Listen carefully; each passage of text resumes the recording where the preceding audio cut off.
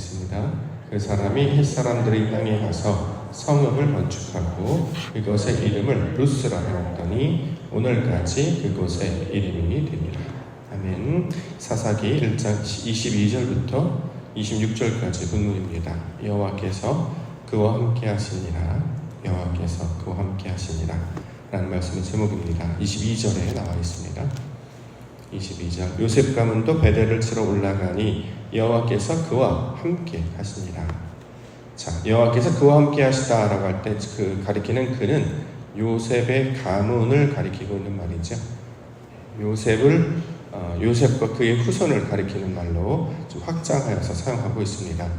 자, 이스라엘이란 말이 한 개인에서 지파, 그 자손, 더 나아가 영적 이스라엘을 가리키는 말로 확장하고 있는 것처럼, 또 유다도 마찬가지죠. 유다도 한 개인에서 그의 후손들, 더 나아가 영적 유다 사람들이 되는 모든 사람들을 가리키는 말로 이렇게 확장해서 계속해서 설명을 하고 있습니다. 자, 이렇게 확장해서 사용하는 이유는 성경의 모든 내용이 한 성경 어떤 지역이나 인물에 갇혀 있는 것이 아니라 그 말씀이 복음처럼 확장되어서 마침내 그 도달할 그 최종 목적지가 바로 그러니까 저와 여러분들을 향한 말씀이 되고 있기 때문입니다. 성경의 이 역사는 중동 지방의 그 곳 가운데 나타나는 그 단편적인 어떤 한 지역의 사건이 아니라 하나님의 역사하시는 하나님의 일로 우리 가운데 소개하고 있기 때문에 그 소개된 말씀을 통해 그 말씀을 받아야 될 대상들, 또 그 말씀이 미쳐야 될 그 영향의 그 궁극적인 목표가 저와 여러분, 믿음의 영적 이스라엘, 믿음의 영적 유다, 결국 믿음의 영적 자손들을 향한 말로 우리 가운데 가르쳐주고 있음을 깨닫게 하시기 위함입니다. 실제로 이 말씀들이 그의 자손들에게 영향을 미치고 있는데요. 오늘 보면 신약에서 예수님께서 시작된 말씀이 그 말씀 가운데 역사하심을 통해서 오늘 본문의 내용들을 생각해 하고 있습니다. 신약에 보면 예수님으로부터 시작된 하나님의 나라 있었죠. 회개하라, 천국이 가까이 왔다라는 말씀으로 시작하여서 예수님으로부터 하나님의 나라가 출발했습니다. 그런데 그 하나님의 나라의 역사가 제자들에게 영향을 그대로 미치고 있죠. 그래서 사도행전의 내용들을 보면 이제 제자들이 나아가서 하나님 나라 일들을 전파하고 그와 동일한 일을 전하고 있습니다. 자, 그 제자들이 행했던 일들이 더 확장되어서 이제 하나님의 말씀을 따르는 복음의 후손들, 믿음의 자손들에게도 동일하게 영향을 미치고 있죠. 저와 여러분들이 바로 그 일들을 감당하고 있습니다. 이처럼 하나님의 일은 말씀으로부터 출발하여서 지금 현세 2024년도를 살아가고 있는 저와 여러분들에게도 동일하게 그 영향을 미치고 있는 줄 믿습니다. 그렇기 때문에 이것이 진리의 역사일 것이고 이것이 바로 하나님의 살아계신 하나님의 일이 되고 있는 것이죠. 궁극적으로 이것을 통해 우리 가운데 요청하시는 것은 그러니까 교회가 되어서 교회의 일로 하나님의 나라 일을 감당하게 하시는 것입니다. 자, 저와 여러분들도 하나님께서 부르셨고요. 그 부르심은 목적이 있는데 그 목적은 하나님 나라 백성이 되게 하시고 마침내 그 나라의 백성으로 아버지께서 기뻐하시는 일을 감당하는, 그러므로 한 사람 한 사람이 모두가 다 교회가 되게 하시는, 그래서 이 교회가 되게 하심으로 말미암아 하나님의 영광을 나타내는 그 사역의 내용이 담겨 있는지 믿습니다. 교회가 된다라고 하는 것은 어떤 뜻이냐면 이제 공동체를 이루고 우리 옥토교회 사람 어떤 교회를 이룬다 이런 말도 이제 되겠습니다만 궁극적으로 교회의 의미는 하나님과 교통하는 자라는 뜻을 가지고 있습니다. 자, 원래 이제 부르심이라는 말로 이 카할이라는 단어로 설명을 하는데요. 나중에 이 카할은 어떻게 연결이 되냐면 우리가 하나님 앞에 말씀으로 소통하는 자가 되면, 교통하는 자가 되면, 그래서 우리 이제 예배를 드릴 때면 마지막에 축도할 때 교통을 이야기하죠. 성령으로 말미암아 교회와 서로 교통하게 하시는 그 성령 하나님의 역사를 간구하면서 주의 말씀을 증거하며 나타나는 자들로 축도를 하게 되는데, 이때 이 축도하는 대상이 바로 이제 교회를 향한 것인데 그 교회가 바로 저와 여러분 한 사람 한 사람들을 가리키고 있는 말입니다. 그러므로 거룩한 자라 부르셨다면 아버지 이제 교회를 이루게 하시고 하나님의 일을 이루는 믿음의 백성들 되게 하여 주시옵소서. 자, 이것이 하나님께서 함께 하시는 자들에게 원하시는 하나님의 일이요, 또 하나님께서 우리 가운데 나타내기시를 원하시는 하나님의 영광이 내용이 되는 줄 믿습니다. 한 사람 한 사람, 특별히 우리는 이제 옥토라는 이름으로 이제 교회를 주셨는데요. 좋은 땅 되게 하셔서 하나님의 일을 나타내게 하시고, 그들을 통해서 증거하고자 하는 것은 저들이 하나님과 함께하는구나. 자, 이것을 이제 세상 가운데 증거하기 위한 거 아니겠습니까? 그러므로 어둠 가운데 사는 이 세상 가운데 말씀과 동행하는 자들, 예배하는 자들, 진리를 따르는 자들, 하나님과 함께 하기 위하여 모든 것들 내어 바치는 자들. 자, 이것을 향해서 세상은 교회라고 부르고 있는데, 교회의 참된 의미를 붙잡고 하나님께서 함께 하신 자로 살아가시는 우리 믿음의 성도님들 교회 되시기를 주님의 이름으로 축원합니다. 자, 오늘 본문의 내용을 보겠습니다. 요셉의 가문이 이제 성경의 역사를 그대로 실행하고 있는데요. 23절과 24절. 24절. 요셉 가문이 베델을 정탐하게 하였는데 그 성읍의 본 이름은 루스라. 정탐꾼들이 그 성읍에서 한 사람이 나오는 것을 보고 그에게 이르되 청하노니 이 성읍의 입구를 우리에게 보이라. 그리하면 우리가 내게 선대하리라 하네. 자, 요셉이 지금 베델을 정복하려고 올라갈 때 정탐꾼을 보냈다 이렇게 얘기했죠.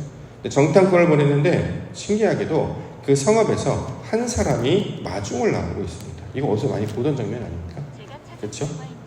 여호수아가 가나안 땅에 들어가려고 할 때 정탐꾼들을 보냈고, 이때 한 여인이 반응을 했죠. 그 여인의 이름이 바로 라합이었는데요. 자, 이 동일한 일을 그의 후손들도 지금 감당함을 통해서 이 믿음의 선조가 보여주었던 하나님의 놀라운 역사의 일이 그때만 일어나는 것이 아니라 자신들이 앞에 놓여진 일을 감당할 때에도 그 일을 감당할 때 하나님의 놀라운 일이 그대로 반복적으로 나타나고 있음을 우리 가운데 설명하고 있는 것이죠.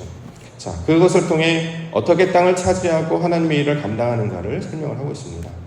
우리가 이제 신앙생활을 하고 인생을 살아가면서 가장 이제 어려운 것 중에 하나가 이제 갈등이나 어려움이 있을 때 이것을 어떻게 해결해야 되는가, 또는 어떤 일을 감당하려고 할 때 이것이 하나님께서 원하시는 것인가, 하나님의 뜻인가 아닌가를 어떻게 할 수 있는가, 이것이 이제 가장 큰 숙제이기도 하지 않습니까? 그 중에 우리가 하나 붙잡을 수 있는 것은 이 라합과 같이 반응하는 자가 있는가를 살펴보면 이게 하나님이 하시는 일이다, 또는 그렇지 않는 일이다라는 것을 어느 정도 판단을 할 수 있습니다. 오늘 본문에서도 요셉이 정탐꾼을 보내지 않았습니까? 그랬을 때 놀랍게도 거기서 한 사람이 등장하고 있다라는 거죠. 이 땅을, 이 베델이라고 하는 땅을 하나님께서 주시는 것인가 아니면 그렇지 않은 것인가 라고 할 때 하나님께서 예비해 놓으신 그 한 사람을 만나게 하심으로 이것이 바로 하나님께서 원하는 뜻이구나 아닌가를 알 수 있게 된다라는 거죠. 이 동일한 일을 사도행전에서도 설명하죠. 사도 바울이 빌립보 지방을 전도 여행을 갔을 때 기도처를 찾고 있었습니다. 근데 그때 반응했던 한 여인이 있었죠. 루디아입니다. 사도행전 16장 13절 14절. 안식일에 우리가 기도할 것이 있을까 하여 문 밖에 강가에 나아가 거기 앉아서 모인 여자들에게 말하는데 두아데라 시에 있는 자색 옷감 장사로서 하나님을 섬기는 루디아라 하는 한 여자가 말을 듣고 있을 때 주께서 그 마음을 열어 바울의 말을 따르게 하셨다. 자, 선지자의 말을 따르는 자, 반응하는 자를 여자들의 반응으로 소개하고 있죠. 라합이 반응했던 것처럼, 요셉이 어떤 일을 감당할 때 정탐꾼을 보냈을 때 한 사람이 반응을 했던 것처럼, 자, 이처럼 또는 예수 그리스도께서 주의 사역을 감당할 때 마리아가 그것을 맞이했던 것처럼, 사도 바울이 주의 일을 감당하려고 할 때 그 루디아와 같은 사람이 등장하면서 이걸 믿음으로 반응하려고 할 때 이처럼 하나님의 일이 그대로 나타나고 있음을 성경을 통해서 설명하고 있는 것이죠. 우리도 이제 신앙생활을 할 때 보면 이제 이런 걸 경험할 수 있게 돼요. 이게 하나님이 원하시는 뜻인가 아닌가 할 때 이런 반응들이 나타나는 것을 보면 이게 바로 우리 하나님께서 하시는 일이겠구나라는 감동을 받게 된다는 거죠. 우리가 이렇게 반응하는 자가 되어야 된다는 거예요. 자, 하나님의 일을 할 때 누가 이 여인의 역할, 이 믿음의 여인의 역할, 마리아와 같은 또는 루디아와 같은 역할을 감당할 것인가, 성도가 이 반응하는 역할을 하게 된다는 거예요. 그래서 하나님의 나라가 역사가 이루어지게 된다는 거죠. 그래서 성경을 보면 이 믿음에 반응하는 것들을 대부분 이제 여자들이 주로 이제 하게 되는 거예요. 신기하게도 왜 그러냐면 남자는 말씀을 전하는 자고 여자는 말씀을 받는 역할을 하는 것이다. 그래서 우리가 여자의 역할을 하는 거잖아요. 성별, 생물학적 남성 여성을 따르는 것이 아니라 성경에서 남자 여자를 말하는 것은 남자는 말씀을 가르치고 전하는 역할. 그래서 이것을 전할 수 있는 사람이 아무도 없었죠. 이걸 남편으로 번역하기도 했는데 성경에서 말하는 남자는 오직 한 분이잖아요. 그리스도 예수, 그분만이 말씀을 가지고 있기 때문에 우리는 어떤 사람입니까? 슬기로운 처녀처럼 등불을 들고 준비하는, 성령을 가지고 준비하는 그 처녀들처럼 하나님께서 주실 말씀을 기대하면서 그리스도를 바라는 자들로 살아가게 된다는 거죠. 우리가 그 말씀이 편포될 때에 그걸 맞이하게 되면 서로 연합하게 되어서 한 몸을 이루고, 자, 이것이 바로 하나님의 나라의 역사가 되는 것이죠. 그래서 이걸 에베소서에는 그리스도와 교회가 서로 한 몸이 되는 것이다, 이렇게 설명을 하고 있습니다. 자, 사역을 할 때도 이런 반응들이 나타나면 이게 하나님의 일이 되겠구나라는 것을 알 수 있게 됩니다. 앞에서 예를 들어 설교자가 이런 일을 했으면 좋겠습니다, 이런 일을 합시다, 이런 일을 해보지요 라고 이야기했는데 아무런 반응이 없으면 그건 아무 일이 일어나지 않습니다. 근데 그 중에서도 믿음으로 반응하시는 분들이 있단 말이죠. 아멘으로 받고 내가 그 일을 감당하기를 원합니다 라고 해서 몸과 마음과 정성을 다해 섬기시는 분들이 교회에는 항상 있어 왔습니다. 그러다 보니까 교회가 그 어려움 가운데서도 든든히 서가고 또 믿음의 어떤 줄기를 놓치지 아니하고 주의 사역을 감당하게 된다라는 것이죠. 저와 여러분들은 이 믿음에 반응하는 자로 불러주셨습니다. 왜냐하면 그러한 자들을 성경이 뭐라고 하느냐, 여호와께서 함께 하시는 자들. 그래서 요셉이 원래 형통한 자라는 별명을 가지고 있었잖아요. 창세기 39장에 보면 하나님께서 그와 함께 하심에 그가 형통한 자가 돼요. 자, 형통하다는 것은 하나님과 함께 있는 자, 사람의 일로 받지 아니하고 하나님의 일로 받는 자라는 거예요. 그렇죠? 그래서 보디발의 집에 팔려간다던가 또는 억울하게 감옥에 갇혔을 때라도 사람의 일로 판단을 하면 그것만큼 억울하고 속상한 일이 없었을 것입니다. 그런데 요셉은 그렇게 반응하지 아니하고 하나님의 뜻이 있을 거야, 하나님의 영광이 있을 거야, 그런 마음으로 어떻게 그 어려운 지경에도 원망하거나 불평하거나 저항하지 않냐고 오히려 그것을 그대로 받아들여서 보디발의 집에서도 열심히 총무의 역할을 감당했고 감옥에 가서도 그 간수의 역할을 그대로 감당한 자로 설명하고 있습니다. 그랬더니 마침내 가족과 사람들을 구하는 하나님의 구원자의 역할을 맡겨주시는데요. 우리도 동일하는 것이죠. 우리도 하나님께서 일들을 맡겨주세요.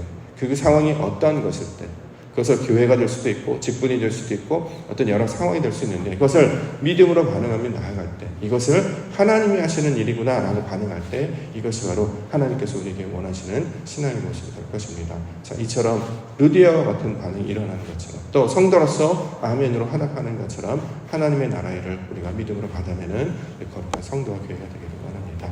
25절 26절